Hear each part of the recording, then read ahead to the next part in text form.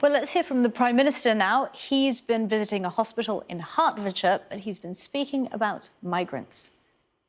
Look, what's happened here is it's right that we go through all the checks and procedures to ensure the well-being and health of the people who are being housed on the barge. But taking a step back, what is this about? This is about fairness. It's about the unfairness, in fact, of British taxpayers forking out £5 or £6 million a day to house illegal migrants in hotels up and down the country, with all the pressure that puts on local communities. We've got to find alternatives to that. That's what the barge is about, and that's why we're committed to it. But more fundamentally, we've just got to stop people coming here in the first place illegally. That's why one of my 5 priorities is to stop the boats. We've passed tough new laws that, when they come into force, will enable us to do that. And we're already seeing numbers this year are lower than they've been in previous years. That's the first time that's happened. Look, I know there's a long way to go on this, but I am determined to fix this problem, and we are making progress, and people can be reassured that we will keep at it.